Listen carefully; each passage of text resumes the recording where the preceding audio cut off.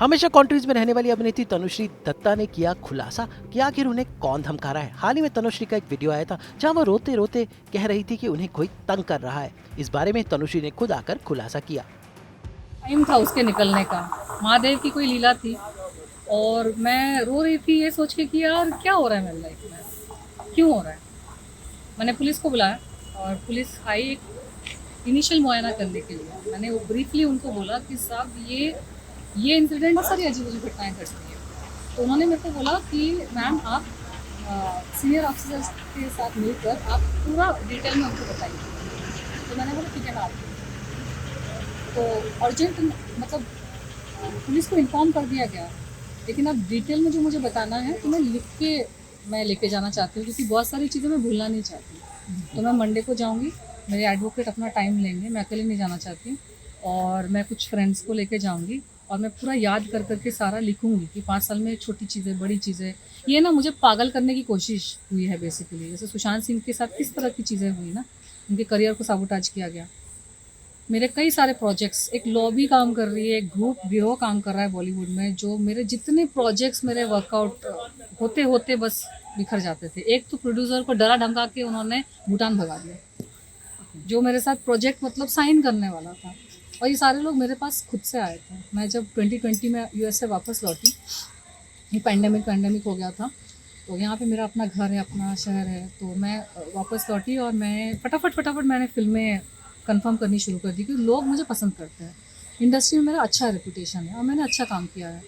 तो बहुत बड़ी फिल्में नहीं, छोटी छोटी फिल्में थी, फीमेल सेंट्रिक, एक्टिंग ओरिएंटेड और ये अच्छी स्क्रिप्ट वाली। तो मैंने बोला कोई बात नहीं, छोटे से शुरू करते हैं, वापस हो जाएगा बड़ा फिर। तो मैंने सब जो मुझे थोड़ा बहुत पसंद आया मैंने हाँ बोल दिया था। सब एक एक स्टेज पे था वर्कआउट होने के। एक स्क्रिप्ट थी कि किसी प्रोडक्शन हाउस ने उसको बैक करने को राज़ी हो गए थे। एक स्क्रिप्ट थी जहाँ पे फाइनेंसर राज़ी हो गए थे और सब मेरे नाम पे फंडिंग आ रही थी। छोटी प्रोजेक्ट्स थे, फीमेल सेंट्रिक थी, तो मेरे नाम पर ही मतलब एक प्रोजेक्ट था 5 से 7 करोड़ का, एक प्रोजेक्ट था 10 से 12 करोड़ का। तो आई डिडंट माइंड इट, क्योंकि मेरा इतना गैप हो गया है और मुझे लगा कि अभी माहौल ठीक है तो मैं कर सकती हूँ काम। लेकिन फिर से मैंने नोटिस किया कि ये पूरा ग्रुप एफर्ट है कि मेरे सारे प्रोजेक्ट्स ख़राब। तो फिर भी मैंने संयम नहीं खोया, मैंने बोला कोई बात नहीं, महादेव की जब मर्ज़ी होगी। अगर कुछ चीज़ नहीं हो रही है ना अभी, तो ये नहीं है कि कभी नहीं होगी। मैं नहीं मानती इस तरह से, मैं नेगेटिव पेसिमिस्टिक माइंड नहीं है मेरा। मैं बस ऐसे सोचती हूँ कि महादेव की अभी मर्ज़ी नहीं होगी, भगवान की अभी इच्छा नहीं होगी, बस जब हो जाएगा कुछ और हो जाएगा, ये नहीं तो कुछ और हो जाएगा। तो मैंने अपना संयम रखा। उसके बाद मैंने नोटिस किया कुछ और चीज़ें होने लगी।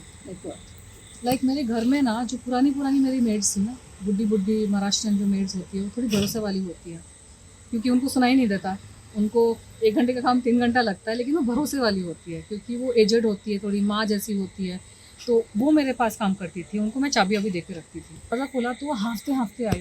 मैंने बोला क्या हो गया भाई, इतना दिन आई नहीं तुम, मैं खुद कर रही हूँ, दूसरी छुट्टे की बाई को बुला रही हूँ।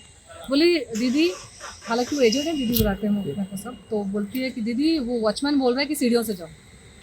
क्या बोली, सीढ़ियों से जाओ, लिफ्ट में मत जाओ।